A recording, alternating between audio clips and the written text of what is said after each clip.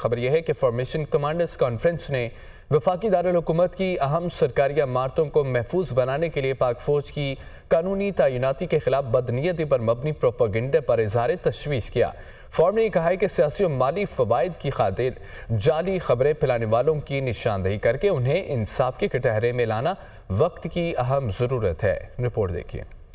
Army chief general Asim Munir کی زیر صدارت 2 روزہ 84ویں formation commanders conference, corps commanders, principal staff officers اور فوج کے تمام فارمیشن کمانڈرز کی شرکت۔ شرکاء کا وفاقی دارالحکومت میں پاک فوج کی قانونی تعیناتی کے خلاف بدنیتی پر مبنی پروپیگنڈے پر اظہار تشویش، حکومت سے بے لگام آزادی اظہار رائے کی آڑ میں زہر اگلنے اور تقسیم روکنے کے لیے سخت قوانین بنانے کا مطالبہ۔ ISPR کے مطابق فورم کے شرکاء کا کہنا تھا کہ یہ پروپیگنڈا بعض سیاسی عناصر کے مذموم عزائم کے تسلسل کی عکاسی کرتا ہے۔ پروپیگنڈے کا مقصد پاکستان کی عوام، مسلح افواج اور اداروں کے درمیان دراڑ پیدا کرنا ہے۔ بیرونی عناصر کی مدد سے کیے گئے پروپیگنڈے کی ایسی مذموم کوششیں کبھی کامیاب نہیں ہوں گی۔ ذاتی مفادات کے لیے معصوم شہریوں کو ایک دوسرے کے خلاف کھڑا کرنا برداشت نہیں کیا جائے گا۔ تشدد کو ہتھیار کے طور پر استعمال کرنے کی بھی کوشش برداشت نہیں کی جائے گی۔ کانفرنس کے شرکاء کا کہنا تھا کہ سیاسی و مالی فوائد کی خاطر جعلی خبریں پھیلانے والوں کی نشاندہی کر کے انہیں انصاف کے کٹہرے میں لانا وقت کی اہم ضرورت ہے۔ فورم نے کشمیری عوام کے لیے پاکستان کی غیر متزلزل سیاسی، سفارتی اور اخلاقی حمایت کا اعادہ کیا۔